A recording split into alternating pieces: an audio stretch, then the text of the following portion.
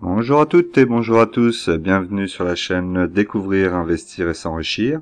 Vous êtes sur ma playlist Bourse, mon portefeuille PEA, épisode numéro 93, Investir dans les actions à dividendes.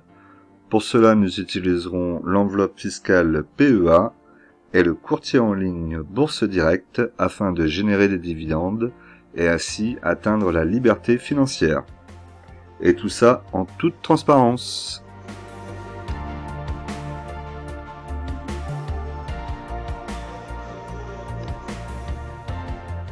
Alors, au sommaire, nous aurons donc la situation du CAC 40, le point PEA première partie, le question-réponse, le point PEA deuxième partie, le tableau de dividendes et l'évolution du portefeuille. Alors, j'ai modifié un petit peu les ordres, parce que ça me paraît plus cohérent comme ça. Comme d'habitude, je vous rappelle que l'investissement en bourse peut provoquer une perte partielle ou totale de votre capital. Vous ne devez en aucun cas copier ou reproduire mes prises de position.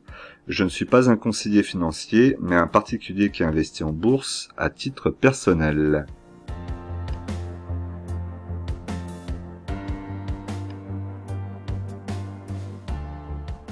Alors donc, on commence par la situation du CAC 40. Donc actuellement, le CAC 40 depuis le début de l'année a perdu 8,38%. Il est à 6553,86 points. Donc là, on le voit ici, sur un graphique long terme. On voit la bougie, donc on est au-dessus du support pour le moment. Est-ce qu'il va réussir à tenir ou est-ce qu'il va l'enfoncer et revenir peut-être ici travailler plus bas? Je pense que ça va surtout dépendre un petit peu de la conjoncture géopolitique, avec tout ce qui se passe. Si à la rentrée on a des secousses un peu plus importantes entre la Chine, les États-Unis, de la récession, de l'inflation encore qui continue à monter, le Covid qui revient, et j'en passe, voilà. Là, ça pourrait effectivement nous faire rebaisser, nous faire rechuter.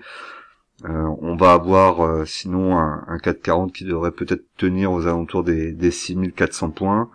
Et ensuite, on aura d'autres baisses dès qu'on aura les prochains résultats des entreprises, puisque les prochains résultats seront moins bons qu'au deuxième trimestre.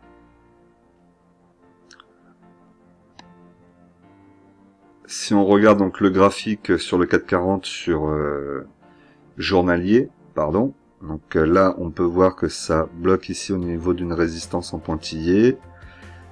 Ça pourrait venir retravailler ici sur un support qui est plutôt un support baissier ici.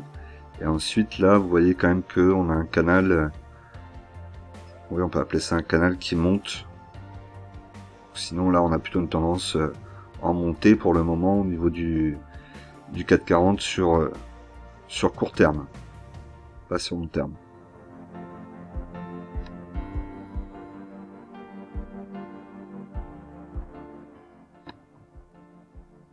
Alors, donc là, on se retrouve sur le portefeuille donc de Bourse Direct. Donc, vous pouvez voir actuellement que je suis à 15 747,45 €. En espèces, j'ai 1477,31 €. Donc, j'ai baissé pas mal en liquidité parce que je me suis renforcé sur une action. Et la plus-value latente est de 227,68 €. Donc pour le CAC 40, on a vu moins 8% sur l'année. Donc sur la semaine, on est à plus 1,26%. Les actions qui ont bien performé, donc on a Veolia, Total, Unibail-Rodamco. Dans les sociétés qui ont moins bien marché cette semaine, on a Danone, même si c'est pas très violent, Thales non plus, et Sanofi qui a perdu énormément suite de nouvelles fois les procès qui vont arriver pour Sanofi. On va en discuter tout à l'heure. Au niveau de l'Eurostoxx 600, donc on est à plus 1,18%, on suit plus ou moins le CAC 40, on est un petit peu en dessous. Le SP500, lui, a très bien fonctionné, plus 3,26%. Le Nikkei, 1,32%. Au niveau de l'or, donc on est à plus 1,48%. Les pétrole, donc on est à plus 4,13%, donc là une belle petite augmentation, pardon. J'ai entendu, je me suis laissé dire qu'on pourrait avoir un pétrole qui monterait aux alentours des 130 $. Si c'est le cas, on va avoir de nouveau des prix exorbitants aux pompes. J'espère que ça n'arrivera pas, mais c'est possible à la rentrée avec les problèmes d'approvisionnement et l'énergie qui risque de coûter de plus en plus cher. Donc on peut s'attendre à des coupures d'électricité, même peut-être dans certains endroits, ce qui peut être assez tendu. Et ça pourrait faire monter un peu tout ça, toute l'énergie en tout cas. Au niveau de la paire euro-dollar, on a 0,84% à 1,03 $. Alors comme d'habitude, on va regarder donc mon portefeuille de la plus grosse valorisation du portefeuille à la plus petite. Donc la plus grosse valorisation est Euronext, 30 unités, le PRU à 81,89. Donc sur la semaine, elle a perdu 4,48%. Elle avait fait une belle petite montée. Là, j'aurais pu vendre au-dessus de mon PRU, puisqu'on était monté aux alentours des 83. Et j'ai pas vendu en me disant bon, ça va peut-être tenir et continuer à monter. Et non, elle est redescendue. Bon, je reste dans un prix plutôt correct. Ici, on voit hein, sur le graphique. Elle vient au pire toucher ici la moyenne mobile 50 périodes, on sera aux alentours des 75 €. Là je suis à 81, bon, si elle venait là aux alentours des 75 je reprendrais, mais sinon pour le moment je suis plutôt pas trop mal positionné sur la valeur je trouve. Même si je trouve que le PRU est un petit peu élevé, j'aurais aimé être en dessous des 80 €. Après c'est des objectifs que je me donne et c'est bien de se donner des objectifs. Quoi qu'il en soit, si jamais on devait avoir une situation compliquée en septembre là avec septembre-octobre et après ça va accélérer avec des pénuries d'énergie comme le gaz, le pétrole, des choses comme ça et des flambées de prix aussi, on pourrait avoir des mouvements sur les marchés aussi qui se répercutent et avoir des chutes plus violentes. Et là on pourra aller chercher peut-être je sais pas ce que ça pourra faire, peut-être les 70 €, et là ça serait intéressant. Comme ça a pu être ici avec la mèche. Mais en tout cas, on n'en est pas là pour le moment. Pour le moment, je suis satisfait, et je vais construire ma ligne dans le temps. Sanofi, donc Sanofi, c'est l'action donc que j'ai renforcée. J'avais 15 unités, j'en ai racheté 5, donc actuellement j'ai 20 actions Sanofi. Donc j'en ai racheté 5 parce que l'action elle n'est pas donnée non plus et que voilà, vous voyez la situation actuellement pour Sanofi, on sait pas trop ce qui va se passer. Ben, si on sait, mais on sait pas trop où elle va aller plutôt, est-ce qu'elle va continuer à descendre ou pas. Donc j'ai un PRU à 81,79, j'ai baissé mon PRU de 20 centimes, c'est pas énorme. Sur la semaine, elle a perdu 12,36%. Alors moi, j'ai acheté le jour où elle est descendue au plus bas et qu'ensuite elle est remontée à 84. C'était assez impressionnant. Elle est descendue là au niveau des 77 €. Moi, j'ai acheté à 80,80 €. Je pensais pas qu'elle allait descendre plus. En fait, elle continue à descendre. Et dans la foulée, dans la journée, elle est remontée à 84, aux alentours des 84 €. Donc bon bah pour ceux qui ont acheté à 77 et qui se retrouvent avec un PRU aujourd'hui à 85, bah bravo à vous, c'était un beau petit coup. Vous pourriez presque vendre dans la journée, vous auriez fait une super belle plus-value suivant ce que vous avez acheté. Donc bien joué. Moi j'ai acheté donc 5 unités parce que les procès donc vont arriver pour Sanofi. Elle pourrait donc payer des fortes amendes lors de ces procès concernant donc des médicaments. C'est des plaintes judiciaires concernant l'un de ces médicaments. Il serait soupçonné d'accroître les risques de cancer. Donc on en avait déjà parlé au mois de février. Donc la question que je me pose et que je vous pose, et après moi je pense avoir une partie de la réponse, mais j'ai pas non plus la certitude. Mais je pense que Sanofi a dû déjà provisionner cette situation et se dire bon, on va avoir une grosse amende par rapport à ça, voire plus. Il va falloir prévoir, et donc je pense que la société est capable d'avoir ce genre de réaction et de pouvoir essayer d'anticiper la situation. C'est pour ça peut-être aussi que c'est descendu très rapidement, sur 3 jours, et ensuite c'est remonté. On va voir la semaine prochaine. Ça va peut-être continuer à descendre, mais je pense pas. Je pense que là, elle a fait sa descente. On va peut-être avoir d'autres descentes quand il y aura de nouveau. Ils vont en parler, il y aura le procès et tout ça. Peut-être que là, ça va encore faire chuter le cours un peu. Pour le moment, je la vois pas forcément redescendre tout de suite la semaine prochaine, par exemple. Dites-moi dans les commentaires ce que vous en pensez. Hein. Il faudra voir. Il faudra voir par la suite. Après, c'est la dernière aristocrate du dividende. Donc à ce titre-là, je vais m'accrocher dessus, puis j'espère qu'elles vont bien gérer cette situation et qu'elles vont réussir à anticiper.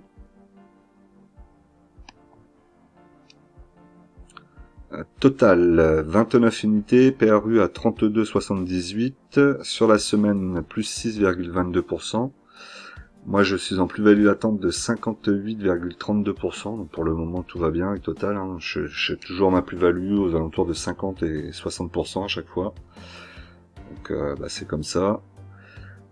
On verra, à un moment ça pourrait chuter plus fortement ou ça pourra augmenter, je vous dis, hein, si on a des pénuries de gaz et tout ça, d'énergie à l'approche de l'hiver, ça pourrait fortement augmenter le prix du pétrole, c'est sûr.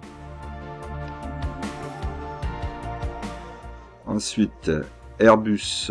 Donc Airbus 10 unités, 95,75 sur la semaine plus 3,47%. Je suis en plus-value de 13,23% pour le moment. Ici, pas grand chose à dire. Elle m'a l'air d'être posée sur la moyenne mobile 20 périodes. Là, on la voit pas trop, mais j'ai l'impression qu'elle est là, posée dessus. Bon, si ça redescend à 80, moi je suis preneur, hein, j'en reprendrai, c'est un beau dossier. Je construirai ma ligne en dessous des 100 € si je peux. Et il faudra que je la fasse grossir petit à petit. Mais c'est une belle société, elle a toujours pléthore de commandes. Hein. D'ailleurs là, vous avez encore un nouveau contrat signé avec Malaisie Airlines, pardon. Donc pour 21 nouveaux avions, a priori elles auraient choisi l'A330 Neo. Donc voilà, hein, tout va bien pour Airbus. On va avoir des possibilités de rentrer avec des petites baisses en bourse liées à ces chiffres, à ces prochains chiffres. Donc là, il va falloir être patient jusqu'au prochain résultat, puisque elle le dit elle-même, elle va pas pouvoir assurer toutes ses commandes. Il va falloir qu'ils ralentissent le nombre d'avions qu'ils produisent tous les mois ou tous les ans. Et donc manque de matières premières. Et donc du coup, forcément, ça va impacter ces résultats, et donc le marché risque d'être un petit peu moins favorable, et il y aura sans doute des opportunités à ce moment-là. D'ailleurs, il y en aura sans doute sur plusieurs sociétés, pardon. Danone, donc Danone 20 unités, PRU à 83,25, sur la semaine moins 1,81%. Moi, je suis en moins-value de 1,05% actuellement. Bon, Danone, elle est là, ici. On a toujours une tendance qui monte, légèrement, mais ça monte. Et elle va travailler ici avec des supports et des résistances régulièrement. Donc, pour le moment, pas grand-chose à dire. Elle est ici. Est-ce qu'elle va passer ce support et travailler la résistance du dessus? Je sais pas, mais dans tous les cas, pour le moment, ça bouge pas énormément. Moi, je l'attends plutôt pour qu'elle revienne là sur le support du bas, qui a plutôt bien fonctionné, aux alentours des 48 € peut-être. Là, ça serait pas mal pour renforcer déjà. Donc, ce qui est intéressant, alors ça concerne pas directement Danone, mais ça concerne donc les ventes, les bouteilles d'eau, donc qui sont liées à la canicule, hein, les épisodes multiples de canicule qu'on a en ce moment. Et donc du coup, on a les bouteilles d'eau qui ont augmenté, les ventes qui ont augmenté de 16,5% sur le mois de juillet. Donc c'est plutôt une bonne nouvelle pour les vendeurs d'eau, et donc Danone en fait partie. Et Danone vend aussi beaucoup d'eau dans les restaurants, notamment les restaurants, les bars, les petites bouteilles d'eau que vous trouvez pas dans les commerces qui sont spécialement pour eux. Il y en a pas mal aussi qui sont faites avec les produits Danone, les bouteilles d'eau Danone. Et donc du coup, voilà, ça c'est intéressant. Les gens boivent beaucoup d'eau en ce moment, et c'est plutôt positif pour eux. Après, le côté négatif, c'est pas de leur faute, mais ça serait plutôt la sécheresse et le manque d'eau un peu partout en France. Ça sera sans doute un autre problème. Vinci à 10 unités, PRU à 80,97, sur la semaine plus 2,30%. Donc Vinci ça reste toujours correct, elle veut pas redescendre pour le moment, je suis à plus 16,09%. Donc j'attends patiemment que ça veuille bien revenir aux alentours des 80 €, voire en dessous. Donc là déjà il faudrait qu'elle revienne dans un premier temps sur la moyenne mobile 50 périodes qui est ici. On serait à 82 €. Je serais déjà encore trop haut. Moi il faudrait qu'elle traverse le support ici, qu'elle vienne retravailler son support le plus bas aux alentours des 72 €, 75 €. Là ça serait intéressant. Bon, est-ce que ça va arriver tout de suite? Là je n'y crois pas trop. Peut-être là avant la fin de l'année, si vraiment la situation se dégrade.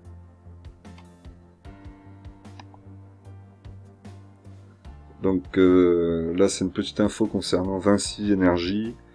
Donc je vous laisserai aller voir. Hein, donc se renforce dans les services numériques en Europe. Donc je savais pas qu'ils avaient une partie aussi au niveau des services numériques. Donc partie énergie. Là c'est plutôt très bien. Voilà, toujours des bonnes nouvelles avec Vinci. Très agréable comme société au final. Score 50 unités, PRU à 18,51 pardon, plus 4,17% cette semaine, plutôt pas mal. Donc moi je suis à moins 4,96%. Donc là elle pourrait redescendre encore parce qu'on voit qu'il y a des mèches hein, quand même, la bougie pas énorme. Ça pourrait revenir tester parce que c'est pas vraiment venu tester, hein. On est juste mais on n'est pas dessus. Donc je me dis peut-être qu'il y a un coup à jouer aux alentours des 16,50 €, 16,30 €, ou entre 16 et on va dire entre 17 et 16 €. Ça pourrait être intéressant d'y revenir. Après savoir combien je vais en reprendre, parce que là on est quand même sur un support de longue distance hein, qui a tenu depuis 2009 comme je vous ai dit. Je la vois pas aller dessous. Je pense qu'elle peut que repartir vers le haut maintenant. Après, attention hein, avec des suppositions, parce que si je me trompe, ça peut faire mal aussi. Donc, je sais pas. Mais j'ai bien envie de reprendre encore peut-être une dizaine ou une vingtaine. Parce que vraiment, je trouve que le PRU est intéressant, un bon dividende. Même si elle le coupe pendant une année, c'est pas grave, je récupérerai un moment ou un autre. Et c'est une société dans l'assurance, la réassurance, qui peuvent augmenter leurs tarifs facilement en expliquant ce qui se passe aujourd'hui. Je pense que comme je vous l'ai déjà dit, les assurances et réassurances ils vont tous augmenter leurs tarifs après là tout ce qui s'est passé cet été, c'est sûr. Ils le faisaient déjà à mon avis chaque année quand ça se passait mal, donc là je pense que ça aide d'autant plus. Eutelsat, donc Eutelsat 80 unités, PRU à 9,24 sur la semaine, plus 3,41%. Je suis toujours en négatif de moins 3,64%. Je suis pas très loin là, c'est pas très loin de pouvoir vendre. Dans tous les cas, je vais pas vendre au prix de mon PRU, je voudrais vendre au-dessus. Je me suis mis un objectif aux alentours des 9 €, pardon. 9,80 €, 9,90 €. On va voir si ça va y aller, j'espère. Si ça pouvait y aller avant la fin du mois, ça serait l'idéal. Comme ça, je pourrais commencer septembre avec plus de liquidité et voir venir là la situation et pouvoir me renforcer s'il y a des opportunités. Parce que Eutelsat, je vais sortir si je peux, évidemment. Si je peux pas, je vais la garder jusqu'à temps qu'on touche le dividende. Et puis après, une fois que j'aurai touché le dividende, on verra bien ce qu'elle fera. Ce que j'ai peur, c'est qu'après de me retrouver bloqué pendant un petit nombre d'années avec. Mais bon, on verra bien. Donc là, du coup, on a une petite info concernant la société de transport maritime CMA CGM, donc qui rentre au capital, qui monte au capital de Eutelsat à hauteur de 5%. Alors, comme d'habitude, je vous rappelle que vous pouvez vous abonner à la partie membre, donc c'est pour soutenir la chaîne. C'est 1,99 € par mois. C'est arrêtable quand vous voulez. Hein. Vous voulez l'arrêter, le prendre que un mois et arrêter, ben, vous prenez un mois et vous arrêtez, sinon vous pouvez garder sur quelques mois, ça va faire le prélèvement automatiquement. C'est vraiment dans l'idée de soutenir la chaîne, vous aimez ce que je fais, vous voulez me soutenir et m'aider à améliorer toujours un peu plus le travail. Pour ça, moi je vous remercierai, vous aurez la possibilité donc d'avoir des vidéos exclusives réservées aux membres, des dédicaces de membres, réponses prioritaires aux questions et des sondages réservés aux membres.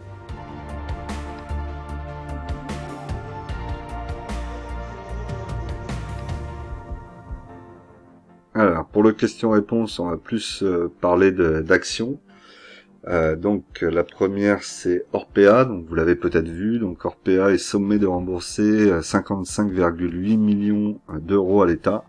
Donc là, ça va leur faire mal et je pense qu'on va avoir l'action qui va bien chuter dans les prochains jours, voire prochaines semaines. Là, ça va être assez lourd pour Orpea, ils vont avoir du mal à se relever de tout ça, je pense. Même la confiance, là, si vous êtes sur le dossier, c'est quand même assez compliqué, parce que même la confiance, est-ce que là, aujourd'hui, en tant que petits-enfants ou enfants de vos parents, de vos grands-parents, plutôt de vos grands-parents, pardon, vous seriez prêt à les mettre dans un établissement géré par Orpea? Moi, perso, pas du tout. Là, la confiance, là, elle est complètement disparue. Ensuite, deuxième petite info concerne Eurofins Scientifique, qui signe un accord pour l'acquisition d'une participation majoritaire dans QARC au Japon. Donc voilà, donc petite info aussi intéressante, et je vous ai mis ça aussi parce que je vais vous faire donc l'analyse fondamentale et technique de la société Eurofins Scientifique. Donc je vais essayer de vous faire ça pour mercredi, ça fait longtemps que j'en ai pas fait. On me l'a demandé, donc je vais vous la faire. Je vais essayer de vous faire une analyse fondamentale par mois, si vous voulez. Donc n'hésitez pas à me proposer des actions. Après, je ferai un sondage pour voir celle qui ressort le plus. Et chaque mois, je vous en ferai une. Voilà, donc là, n'hésitez pas, si vous voulez déjà me proposer des actions, je les noterai. Vous savez aussi que maintenant chaque mois je vous propose un livre à découvrir. Donc le livre à découvrir ce mois-ci, c'est L'homme le plus riche de Babylone, écrit par George Samuel Clarkson. Donc un livre qui parle forcément de l'investissement et de la richesse et de comment faire grossir. Pas forcément l'investissement, oui, il y a une partie investissement, mais c'est plus comment gérer son argent, comment la faire fructifier, comment gagner plus. Donc ça part d'une situation d'un personnage qui n'a pas d'argent, qui va rencontrer quelqu'un qui va lui apprendre à gérer son argent avec toutes les erreurs qu'il va faire, et ensuite cette personne sera celui qui va former les autres, et donc qui sera considéré comme l'homme le plus riche de Babylone, puisqu'il sera même plus riche que le roi. Mais bon, voilà, je vous en dis pas plus, comme ça vous pourrez découvrir. C'est vraiment un livre super intéressant, donc vraiment je vous le conseille. Vous avez aussi la possibilité de le découvrir via la plateforme YouTube, où vous pouvez, en tapant dans YouTube la barre de recherche, taper l'homme le plus riche de Babylone, et vous avez le livre audio aussi qui est disponible. Il fait un peu plus de 3 heures, je crois. Donc voilà, ça peut être aussi une solution si vous n'avez pas le temps de lire. Vous pouvez aussi faire comme ça en livre audio. C'est vraiment un livre très très intéressant, je vous le conseille.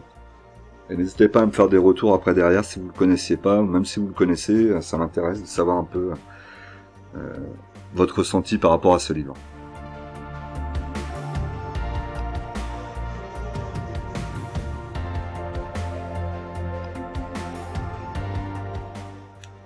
Alors, pour la deuxième partie, donc première action, il s'agit de Nexity. Donc Nexity, j'ai 34 unités, PRU à 26,71. Donc sur la semaine, elle a gagné 4,50%. Néanmoins, je suis toujours en négatif de 13,02%. On est sur un support qui a tenu quand même pas mal depuis 2012, donc on a plus de 10 ans même. Ce qu'il faudrait pas que je rachète maintenant, c'est ce que je vous ai déjà dit. Moi, je souhaiterais plutôt acheter aux alentours des 20 euros. Peut-être qu'à force de trop vouloir aller chercher ces 20 euros, on va pas y aller. Bon, il y a pas mal de choses à travers le monde dans l'immobilier, notamment en Chine. c'est assez compliqué. Il y a eu des faillites de gros groupes qui ont fait mal aussi à l'immobilier chinois. On voit aussi que la récession un petit peu qui arrive aux États-Unis, qui arrive ou qui part, parce qu'on ne sait même plus maintenant. Donc, en tout cas, aux États-Unis, on entend aussi que ça devient difficile aussi au niveau des logements. En France, de moins en moins d'achats d'immobilier sont faits, pas parce que les gens ne veulent pas acheter, mais parce que les banques veulent plus prêter. Donc tout ça pourrait peut-être nous déclencher une crise immobilière. Et si la crise immobilière, c'est forcément Nexity va chuter. Donc c'est pour ça que je suis vraiment, je sais pas quoi faire. Je me reprendrai bien un petit peu et en même temps je me dis attends un peu, peut-être que là c'est trop tôt encore. Je sais pas. J'hésite. Ensuite, Orange, donc Orange 72 unités, PRU à 9,47 €. Donc là, ça n'a pas bougé sur la semaine, on est neutre, hein, c'est statique, donc pas grand chose à dire. C'est que c'est une belle action à avoir pour du dividende. Elle est plutôt défensive aussi. Après, toujours pareil, un peu comme Telsat, on va éviter de se faire piéger et avoir des PRU trop élevés. Alstom, donc Alstom 30 unités, PRU à 29,46, sur la semaine plus 2,06%. Moi je suis en négatif de 17,72%. Là on voit, elle est vraiment dans le biseau ici, donc là maintenant ça va être l'heure de faire son choix, par-dessus, par-dessous. Elle semble plus tenter d'aller vers le dessus. On voit une petite mèche là ici, une partie du corps qui était ressortie. Est-ce qu'elle va reprendre aussi, et auquel cas retravailler comme ça, c'est possible. Et là, si c'est le cas, elle va pas revenir sur les 20 € tout de suite, et moi j'aurais voulu en reprendre sur 20 €. Là, la question, c'est un peu la même chose qu'avec Nexity, c'est est-ce que c'est maintenant qu'il faut que je me renforce, parce qu'elle est au plus bas, pratiquement, hein, elle est pas au plus bas, mais elle est quand même assez basse là. Ou est-ce que j'attends encore un peu plus bas au niveau des 20 € pour renforcer, ou ça serait mieux, mais avec aussi la possibilité qu'elle n'y aille pas tout de suite. Je sais pas. Quand on ne sait pas, la meilleure des choses, c'est de rien faire, et comme ça au moins, je me tromperai pas. Donc on va rien faire, je pense. Crédit Agricole. Donc, Crédit Agricole, 60 unités, PRU à 9,73, sur la semaine, plus 3,52%. Donc je suis en plus-value de 3,53%. Donc 10,07 € actuellement l'action. On voit ici la résistance, hein, elle est dessus. Elle bloque sur la résistance pour le moment. Bon, on va attendre, hein. Même la résistance étant plutôt haussière, on pourrait continuer à monter en tapant dans la résistance. Et après, si jamais elle traverse la résistance, bon, là, elle s'envolera un petit peu plus haut vers les... S'envoler, c'est peut-être un grand mot, mais au moins peut-être aller au-delà des 11 €, 11-12 € peut-être. Pourquoi pas. Après, faudra voir. Moi, j'aurais plutôt voulu qu'elle redescende, qu'on vienne ici chercher hein, les 8, voire ici vers les 6 €. Là, ça aurait été pas mal de venir par ici avec une petite mèche, toucher, tac, et repartir. Là, ça aurait été top. Mais bon, je pense pas que ça puisse arriver tout de suite. Hein. Voyons, 2020, donc là pour la crise... Ouais, on est venu sur ce support. 2016, support. Là, ici, on avait complètement percé en 2012. Ouais, il est quand même assez solide, hein, ce support-là, ici. Ouais, bah, on va être patient. De toute façon, j'en ai une soixantaine, là, pour le moment, donc ça me suffit. Ubisoft, donc Ubisoft 10 unités, PRU à 60,68, sur la semaine elle a perdu 1,68%, moi je suis toujours en moins-value de moins 24,75%, donc elle veut pas vraiment repartir, donc là je vous avais dit attention, on avait une grosse news concernant l'augmentation du capital de Ubisoft par Tencent. Bon, ça a plu un petit peu au marché, ça a fait une petite montée explosive, on va dire, et puis je pense qu'ils ont été prendre leur gain, et puis hop, après ils sont ressortis, et là on repart dans notre marasme de Ubisoft où il se passe rien. Après il se passe pas grand chose, parce que aussi ils font pas grand chose pour qu'il se passe quelque chose. Je sais pas si vous avez compris, Mais voilà, ils sortent pas de jeu, il y a peu de news. Alors là, ils communiquent, je vous l'ai mis au cas où vous voulez vous faire plaisir, hein.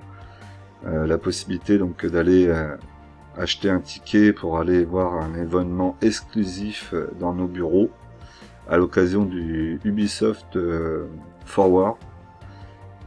Ouais, bon, j'ai envie de vous dire là, s'ils ont des annonces à faire, je suis pas sûr qu'ils vont en avoir beaucoup à faire là-bas.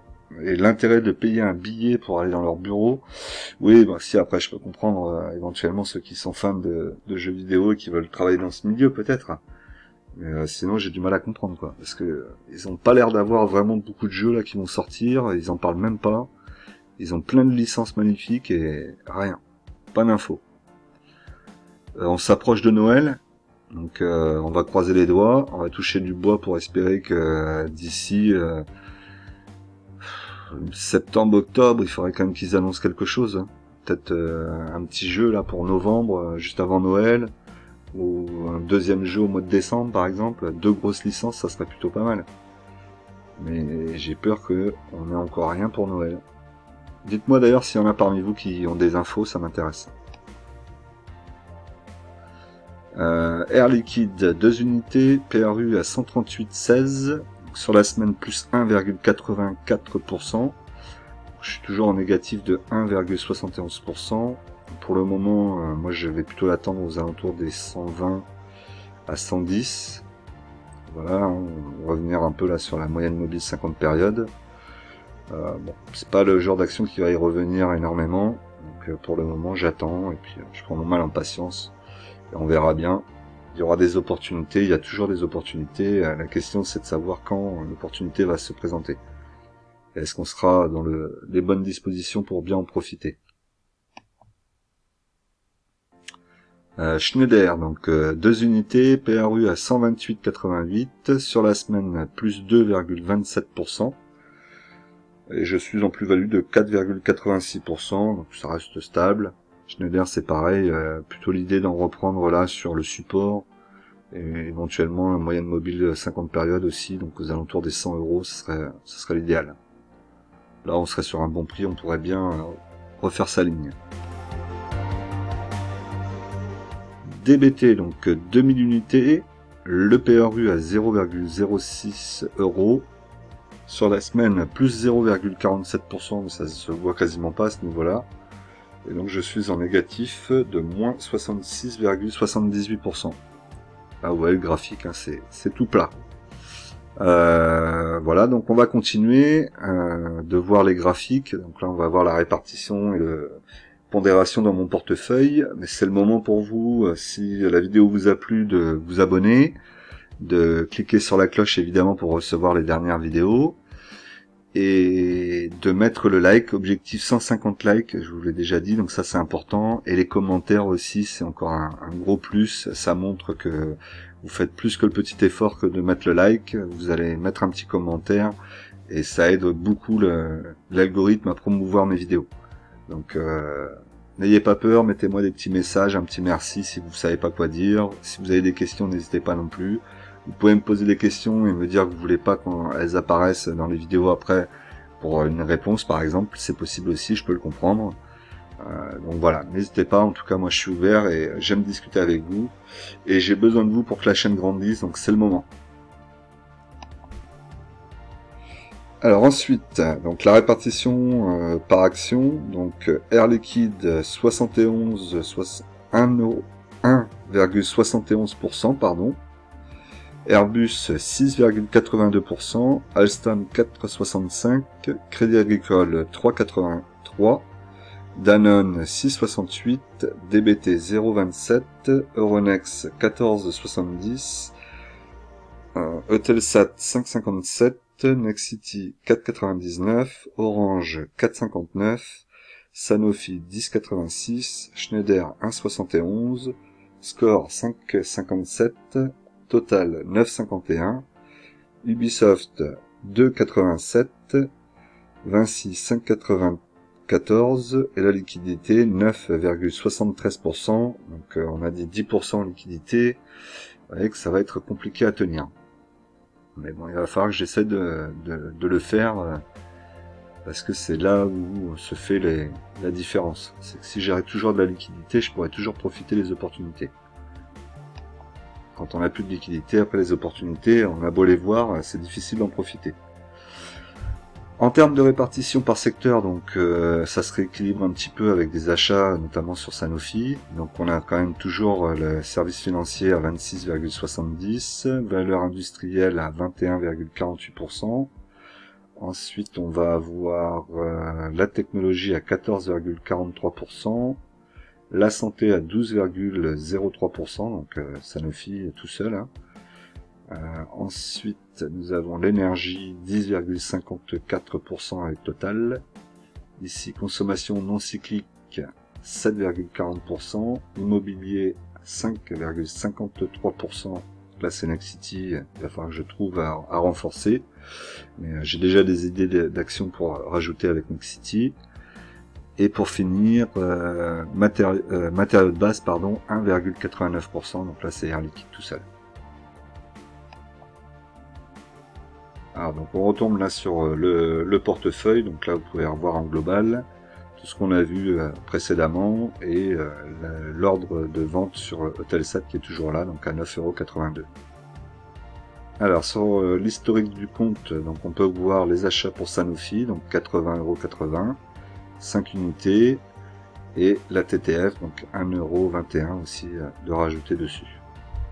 Voilà, sinon après le reste, je crois que vous aviez vu un score, je vous l'ai montré, donc pas grand chose de nouveau à part Sanofi. Au niveau donc des dividendes, donc là ça change quand même un petit peu, donc là on a 20 actions Sanofi maintenant, on est à 80,79, donc on a baissé le PRU, je vous ai dit de 20 centimes, mais on a quand même baissé. Donc là déjà on peut voir que cette année j'ai réussi à faire des achats toujours en baisse, donc j'ai réussi quand même à me contenir et à attendre, ne pas me précipiter à acheter en pensant que ça allait repartir, donc ça je suis plutôt satisfait. Après, il va falloir encore que je travaille, mais c'est de mieux en mieux. Ici, donc sur le portefeuille, on va avoir 15,75 € de plus par rapport aux dividendes de Sanofi. Donc on va continuer à grossir un peu la ligne du mois de mai, qui est toujours la ligne la plus importante, mais c'est comme ça. De toute façon, le mois de mai, c'est là où vous avez le plus de versements de dividendes. Alors je vous ai rajouté un petit tableau, donc un tableau avec la comparaison avec l'année 2021 mois par mois sur les dividendes. Donc là on peut voir qu'au mois de janvier 2021 et 2022 j'ai touché la même chose. Là donc février-mars j'ai pas de dividendes. En avril donc j'ai touché un peu plus que en 2022 qu'en 2021. Au mois de mai, bon là c'est flagrant, hein, j'ai fait le double entre 2021 et 2022. Pour le mois de juin, c'est pratiquement le double aussi entre les deux années, 2021-2022. Premier mois qui est inférieur à ce que j'avais touché en 2021 et le mois de juillet. Donc j'ai touché plus en 2021 qu'en 2022 au mois de juillet, pardon. Et donc pour les autres, pour le moment, j'ai que 2021 et donc on va voir comment ça va se passer. L'objectif, ça va être de toujours essayer d'être au-dessus de l'année précédente. Comme ça me poussera toujours à augmenter mes dividendes aussi de façon naturelle.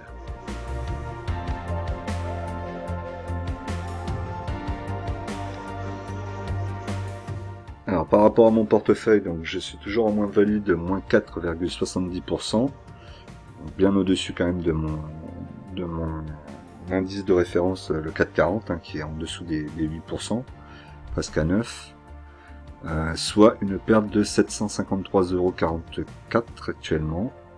Depuis le début de l'année, on parle. Hein. Et donc par rapport à la semaine dernière, ça fait que j'ai perdu 0,04%, soit 5,74 €. J'ai une petite baisse par rapport à la semaine dernière. Alors je vous rappelle qu'en investissement, les impatients payent pour les patients. Nous on se retrouve tout de suite dans une nouvelle vidéo.